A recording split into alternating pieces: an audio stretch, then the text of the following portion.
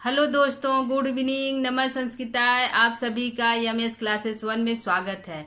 आज लेकर हम उपस्थित हुए हैं नैषधि चरितम की सूक्तियाँ, जो परीक्षा की दृष्टि से इम्पोर्टेंट है। दोस्तों, इससे पहले हम नैषधि चरितम की 2 क्लास दे चुके हैं। पहला सामान्य परिचय और दूसरा जो है उसकी प्रश्नोत्तरी। आज हम सूक्तियों को लेकर उपस्थित हुए हैं। तो इसमें जो महत्वपूर्ण सूक्तियां हैं जो परीक्षा में पूछी गई हैं उसको लेकर उपस्थित हुए हैं दोस्तों। तो आप लोग इसको पढ़ सकते हैं, देख सकते हैं। ठीक है, तो आज की जो हमारी पहली सूक्तियां हैं उसको देखते हैं कि इसमें क्या है। ठीक है, तो आइए हम पढ़ते हैं सूक्तियों को। पहली हमारी सूक्तियां क्व भोगम आपनोति न भाग्यम भग्यजन। इसमें जो है नल के बारे में कहा गया है कि जो भाग्यशाली पुरुष होते हैं, क्व भोगम आपनोति न भाग्य भग्यजन, जो भाग्यशाली पुरुष होते हैं, ऐसे भाग्यशाली पुरुष को भोग कहाँ प्राप्त नहीं होता है। क्व भोगम आपनोति, भोग आपनोति में प्राप्त होता है जो भाग्यशाली पुरुष होते हैं। भाग्य माने जो भाग्यशाली पुरुष होते हैं उनको कहाँ भोग प्राप्त नहीं होता है। वह वन में जो रहता है, जो नल है वह वन में विचरण करते हैं। तो वहाँ पे जो पशु पक्षी होते हैं, जो भौरे हैं गुनगुना रहे हैं, भौरे जो गुनगुना रहे हैं और भौरे संगीत का कार्य कर रहे हैं और मयूर जो है नाच रहे हैं आदि संगीत वाद्य इत्यादि को देखकर जो कवि है वो कह रहे हैं कि ऐसे भाग्यशाली पुरुष क्व भोगम आपनोति न भाग्य भग्यजन, जो भाग्य पुरुष होते हैं, भाग्यशाली पुरुष होते हैं, उनको हर सुविधाएं हर जगह प्राप्त हो जाती हैं, वह चाहे वन हो या घर। क्योंकि वन में है जो नल है वह वन में रहते हैं, तो वहाँ पे उनको संगीत इत्यादि, जैसे भौरे गुनगुना रहे हैं और मोर जो नाच रहे हैं, कोयल बोल रहे हैं, कोकू की आवाज बोल रहे हैं। तो इन सब जो संगीतमय जो व्यवस्था है, संगीतमय जो सुविधाएं हैं, उनको नल को जो है वन में ही प्राप्त हो जा रहे हैं। तो कवि वही कहना चाह रहे हैं कि क्व भोग भाग्य आपनोति, जो भाग्यशाली पुरुष होते हैं उनको प्राप्त हो जाते हैं। आपनोति माने प्राप्त हो जाते हैं, भोग की सारी वस्तुएं उनको जंगल में भी प्राप्त हो जाते हैं। क्व भोगम आपनोति न भाग्य भग्यजन, जो भाग्य पुरुष होते हैं उनको भोग की सारी वस्तुएं प्राप्त हो जाती हैं, वन में भी प्राप्त हो जाती हैं। ठीक है दोस्तों, ये हमारा पहली सूक्ति है, इम्पॉर्टेंट है। को भोगम आपनोति न भाग्य भाग्यजन, जो भाग्यशाली पुरुष होते हैं उनको हर जगह उनकी जो सुविधाएं हैं उनको प्राप्त हो जाती है। कहाँ नहीं प्राप्त होता, भोग की वस्तुएं उनको कहाँ पे प्राप्त नहीं होती, मतलब हर जगह प्राप्त हो जाती है, वह वन हो या महल हो। ठीक है, दूसरी सूक्तियों को हम लेते हैं दोस्तों। दूसरा हमारा सूक्ति क्या है? निरप प्रतंग समधत्ता पारिना पैरों के अपने नृप प्रतंग, जो राजा हैं, पतंग माने उस हंस को पकड़ने के लिए, क्या है, उस हंस को पकड़ने के लिए, जो हंस है, पक्षी है, उसको पकड़ने के लिए नृप प्रतंग समधत्ता पारिना, अपने रूप को छोटा कर लेते हैं। जो नल है वह जो हंस को पकड़ने के लिए क्या करते हैं, अपने रूप को छोटा करके अपने धीरे धीरे कदमों से उस हंस को पकड़ लेते हैं। जिस प्रकार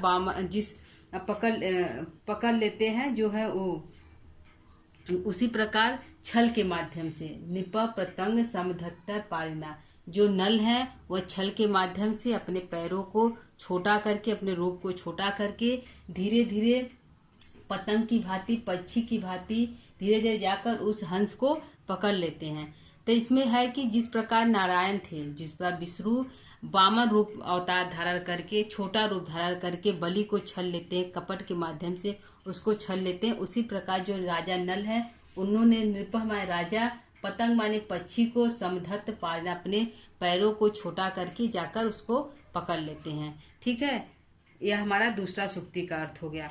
नल ने स्वयं कपट से नारायण की तरह अपने शरीर को छोटा करके शब्द रहित चरणों से, मतलब उसमें कोई शब्द नहीं आ रहा है कि वह चल रहे हैं तो चरचर या फटफट कुछ आवाज आ रहा है, बिना शब्द रहित चरणों से जाकर धीरे से उस हंस को पकड़ लेते हैं। हंस जो पंछी है अपने हाथों से उसको पकड़ लेते हैं। ठीक है, ये हमारा अर्थ उससे हो गया कि ठीक है दोस्तों, नृपह राजा जो है पतंग माने पक्षी की तरह छोटा रूप धारण करके उस पंछी हंस को बिना शब्द किए हुए समधत्त पारना, उनके पैरों से शब्द नहीं होता, किसी प्रकार कोई शब्द नहीं हो रहा, धीरे धीरे जाकर उस हंस को पकड़ लेते हैं। ठीक है, यह हमारे दूसरे सूक्ति का अर्थ हो गया दोस्तों।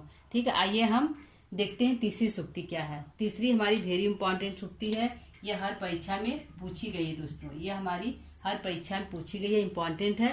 तो ये देख लेते हैं, आर्जव ही कुटलेसु न नीति। इसमें जो नल है उन्होंने कहा कि जो आपसे कुटिलता करे, कुटलेसु माय जो कुटिपूर्वक व्यवहार करे, उसके साथ कुटता का ही व्यवहार करना चाहिए, यही नीति है। और यदि कुटता का व्यवहार नहीं करते हैं, कुटता पूर्वक व्यवहार नहीं करते हैं, तो यह नीति नहीं है। जो आपको ठग रहे हैं उनके साथ ठग जैसा व्यवहार करें, जो आपको कपट पूर्वक आपको छल रहे हैं उसको छल पूर्वक व्यवहार करें। तो जब नल के साथ कपट हुआ, जो इंद्र इत्यादि चारों देवताओं ने, इंद्र, वरुण, अग्नि और यम जो है 4 रूप नल का रूप धारण करके जो समारोह, विवाह समारोह में उपस्थित होते हैं, नल को ठगते हैं, तो वही नल कहते हैं कि इंद्र इत्यादि ने हमको अच्छी तरह से ठगा है। तो ऐसे ऐसे जो इंद्र इत्यादि देवता, ऐसे कपटी के साथ कपटता का व्यवहार करना चाहिए, न कि कपटता पूर्वक नीति का व्यवहार करना चाहिए। आर्जव ही कुटलेसु न नीति, आर्जवों के साथ यदि कपटता का व्यवहार करना चाहिए, यही नीति है, यही नीति है, न नीति, यही हमारी नीति है। क्या है दोस्तों, कुटिल जनों के प्रति सरलता जो सरलता पूर्वक यदि हम व्यवहार करें तो यह नीति नहीं है।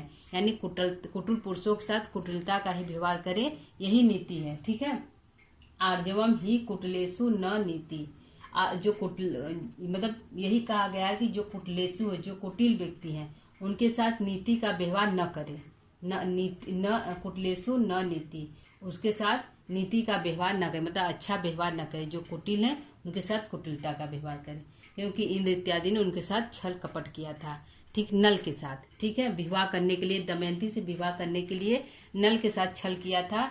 तो उसी लिए नल कह रहे हैं कि जो नीति पूर्वक जो कुटिल का व्यवहार, कुटिलता का व्यवहार हमसे किए हैं, उनके साथ कुटिलता का ही व्यवहार करना चाहिए। आर्जवम ही कुटिलेसु न नीति। हम चौथा श्लोक को, चौथी सूक्तियों को देखते हैं दोस्तों। हमारी चौथी सूक्ति क्या है? चौथी सूक्ति हमारी साधने ही नियमो अन्य जना नाम योगिना नाम तू तपसा अखिल सिद्धि। कहते हैं कि नारद जो साधन होता है, जो सुविधाएं होती है, वह मनुष्य जनों के लिए होती है। नियमो अन्य जना, जो नियम होता है, जो साधन होता है, वह अन्य जना माने अन्य जनों की आवश्यकता होती है, मनुष्य इत्यादि की आवश्यकता होती है। इन जो वो रहते हैं नारद मुनि, उनको नहीं, क्योंकि वो आकाश मार्ग से बिना साधन के ही पृथ्वी लोक पर आते हैं। विचरण संपूर्ण जो है आकाश मंडल पे यह विचरण करते हैं नारद। और उसी में कहा गया है कि साधने ही नियमों अन्य जना, जो साधन होते हैं वह अन्य जनों के लिए होते हैं, अन्य जनों के लिए आवश्यकता होती है। और जो योगी होते हैं, योगिना तू तपसा, जो योगी लोग होते हैं, जो तपस्वी लोग होते हैं, जो विद्वान लोग होते हैं, ऐसे योगियों के लिए, ऐसे तपस्वियों के लिए अपने तपस्या से ही अपनी सिद्धि को प्राप्त कर लेते हैं। जो उनकी सिद्धि होती है वो उस सिद्धि को अपनी तपस्या के बल से उस सिद्धि को प्राप्त कर लेते हैं, उनको किसी और की आवश्यकता नहीं होती है।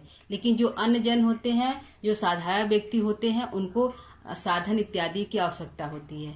ठीक, क्योंकि नारद जो है, इसमें पूरे श्लोक में है कि नारद आकाश मार्ग से पूरे आकाश में विचरण करते हैं और पृथ्वी पर इधर उधर टहलते हैं बिना किसी साधन का। न तो गाड़ी होता है, न तो मोटर होता है, न तो कोई वाहन होता है।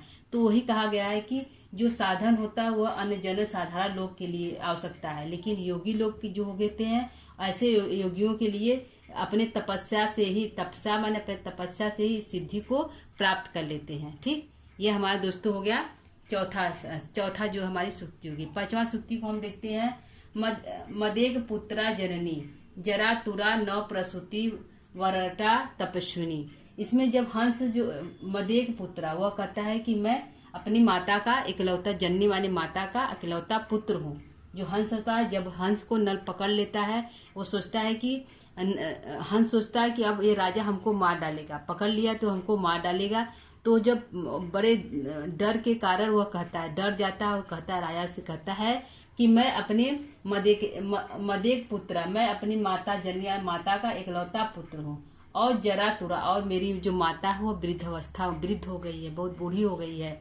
और न प्रसूति वरटा, और जो मेरी पत्नी है, पतिव्रता है और न प्रसूता, नई मेरी पत्नी है, मेरी जो पत्नी है नई मेरी पत्नी है और प्रतिव्रता तपस्विनी है। तो और इसलिए हे राजन, हे पृथ्वी, मतलब वो पृथ्वी को कहते हैं कि क्या आपको इस अवस्था को देखकर हे पृथ्वी आपको करुणा नहीं आती है। तो इसमें कहा गया है कि इसमें जो जो हंस है वह अपने अपने दीन वचन को कह रहा है कि उसको पीड़ित करते हुए तुमको करुणा रोकती नहीं है हे विधाता। वह विधाता को संबोधित करें, जो हंस है वह विधाता को संबोधित कर रहा है कि हे विधाता। जब वो पकड़ लेते हैं, नल जो पकड़ लेते हैं हंस को, तो हंस कहता है कि मैं अपनी माता का इकलौता पुत्र हूँ, जननी मानी माता का, और मेरी माता बूढ़ी हो गई है, वृद्ध हो गई है, उसकी मेरी जो है उससे आवश्यकता है। मैं उन दोनों का, जो मेरी नव प्रसूति जो मेरी पत्नी है और जो मेरी वृद्ध माता, उन दोनों का मैं जीवन हूँ, मतलब आलम्बन हूँ, जीवन का आलम्बन हूँ, जीने की आलम्बन हूँ। तब तो हे विधाता, क्या आपको मेरी दशा को देखकर आपको दया नहीं आती है। ठीक, ये हमारा हो गया पांचवें सुक्ति का मध्यकेता पुत्र जन। मैं अपनी माता का पुत्र हूँ, मेरी माता वृद्ध हो गई है और मेरी पत्नी जो है नई मेरी पत्नी है, और मैं दोनों के जीवन का आलम्बन हूँ। अतः हे विधाता, क्या इस अवस्था को देखकर आपको करुणा नहीं आ रही है। जब नल हंस को पकड़ लेता है तब हंस बोलता है। ठीक, अगला छठवां हम देखते हैं। बिंबानुबिंबो ही विहाय धार्तुनः जातु दृष्टातिस रूप सृष्टि।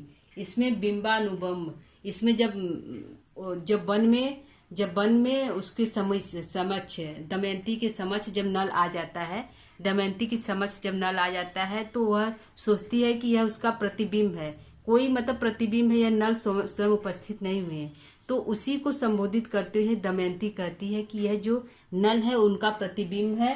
बिंबानुबिंबो ही विहाय धातुरा, जो ब्रह्मा ने, क्योंकि विधाता ने अनेक जो सृष्टि की रचना की है, इसमें बिंब प्रतिबिंब बहुत बनाते हैं, मतलब उसकी परछाई को बनाते हैं। तो जो दमयंती वो कहती है नल को देखकर, नल जबकि साक्षात वहां पे उपस्थित होते हैं, वह सोचती है कि यह उनका जो है प्रतिबिंब है। विधाता की अतीत समान रूप वाली सृष्टि बिंब प्रतिबिंब को छोड़कर कहीं नहीं देखी गई है। जो विधाता जो बनाते हैं उनकी बिंब प्रतिबिंब को छोड़कर कहीं और नहीं देखी गई है।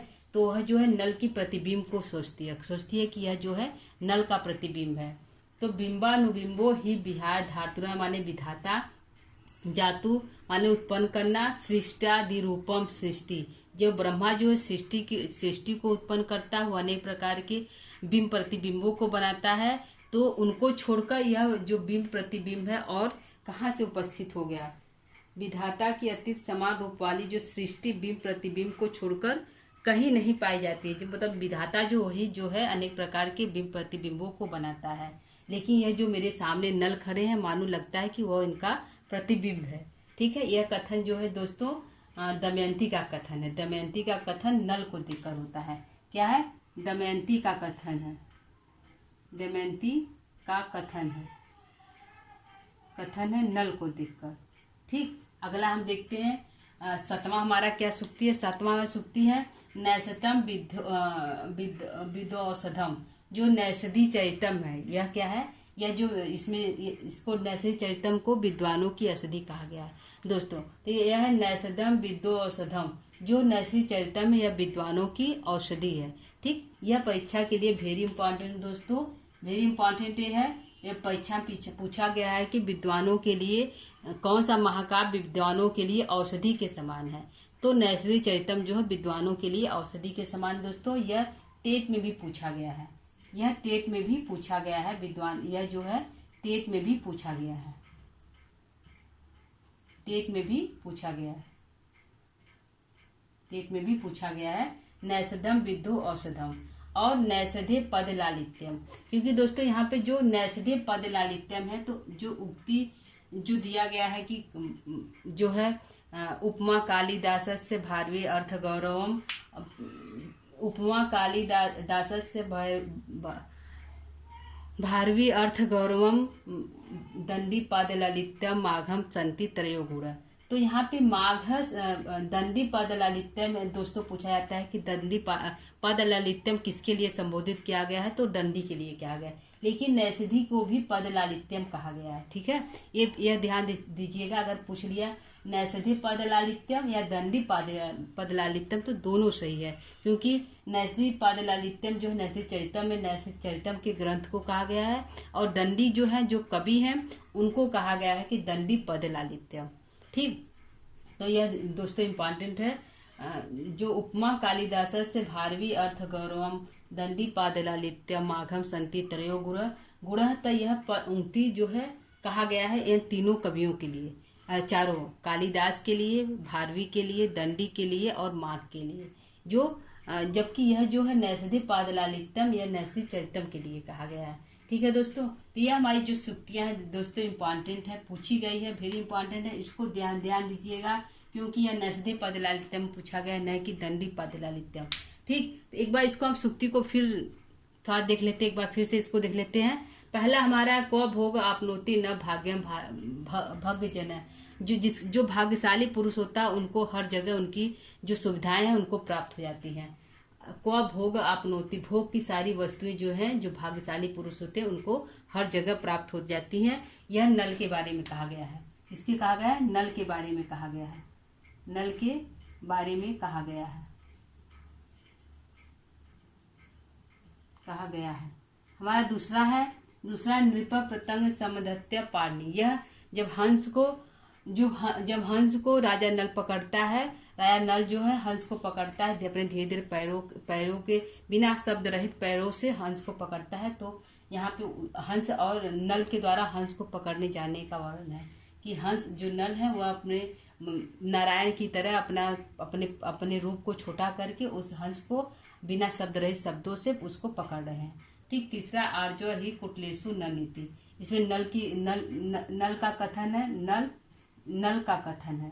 ठीक है, नल का कथन है, यह इंद्र के छल कपट को देखकर वह कहते हैं, नल कहते हैं कि जो कुटलेसु है, जो कुटिलता का व्यवहार करते हैं उनके साथ नीति का व्यवहार नहीं करना चाहिए, मतलब उनके साथ कुटिलता का ही व्यवहार करना चाहिए।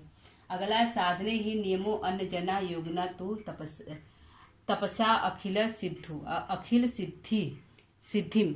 ठीक है, तो इसमें है कि जो साधन होता है, जो सुविधाएं होती है वो अन्य जनों के लिए, साधारण जनों के लिए होती है, योगियों के लिए नहीं, क्योंकि योगी पुरुष अपने तपस्या से ही सही सारी सिद्धियों को प्राप्त कर लेते हैं। यह जो है नारद के लिए कहा गया कि नारद जो है आकाश मंडल में भ्रमण करते हैं बिना साधन के ही, वह पूरे आकाश मंडल से होते पृथ्वी पर आ जाते हैं बिना साधन के ही।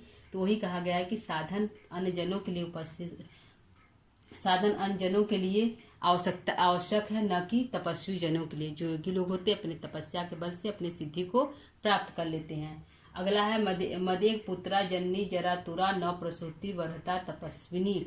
इसमें है कि हंस जो कह रहा है, हंस जो है नल से विधाता से कह रहा है, हंस जो है विधाता को संबोधित करके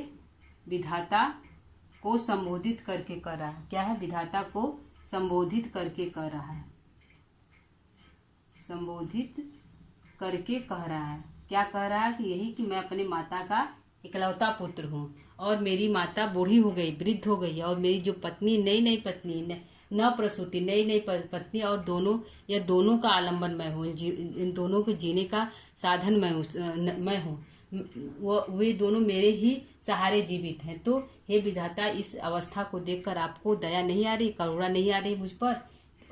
यह जो हंस कहता है विधाता से, जब नल जो हंस को पकड़ लेता है तब।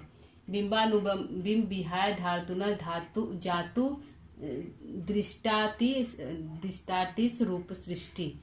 इसमें जो है जो दमयंती का कथन, ये दमयंती कहती है नल को सामने अपने देखकर सोचती कि ये उनका प्रतिबिंब है, वह इनका प्रतिबिंब है। तो कहती है कि जो ब्रह्मा है अनेक प्रकार के बिंब प्रतिबिंबों को बनाने वाले हैं। ठीक, अगला देखते हैं नैषधम विद्वौषधम। जो नैषधि चरितम है यह विद्वानों की औषधि है दोस्तों, यह जरूर ध्यान रखिएगा। यह पूछा जा सकता है कि नैषधम विद्वानों की औषधि किस ग्रंथ को कहा जाता है? तो नैषधि चरितम को कहा जाता है। नैषधि पद लालित्यम दोस्तों, यह भी पंक्ति को ध्यान दीजिएगा। ठीक है दोस्तों, यह हमारी कुछ इंपॉर्टेंट सूक्तियां हैं, 7-8 है, इसको जो परीक्षा दृष्टि इम्पॉर्टेंट है, क्योंकि सामान्य परिचय में सामान्य जो परिचय उसमें पूछा जाएगा, तो सामान्य परिचय में जो इम्पॉर्टेंट सूचना है उसको लेकर हम उपस्थित हुए दोस्तों। तो आज का क्लास हमारा कैसा लगा कमेंट करके जरूर बताइएगा। यदि अच्छा लगा तो, यदि नहीं अच्छा लगा तो नहीं बता सकते हैं, जो आपकी मर्जी वो करिए, लेकिन यदि अच्छा लगा तो कमेंट करके जरूर बताइएगा। ठीक है, तो आज की क्लास को यहीं पर हम समाप्त करते हैं। अगला हम नया कोई टॉपिक लेकर उपस्थित होंगे। आज हमारा जो नैतिक चरित्र में समान परिचय की दृष्टि से समाप्त हो गया है। कल से हम नई कोई टॉपिक लेकर उपस्थित होंगे, नए किसी लेखक की समान परिचय को लेकर उपस्थित होंगे। तब तक के लिए कि दोस्तों, तब तक के लिए इस क्लास को हम यहीं पर विराम करते हैं, समाप्त करते हैं। तब तक के लिए दोस्तों, नमः संस्कृता है।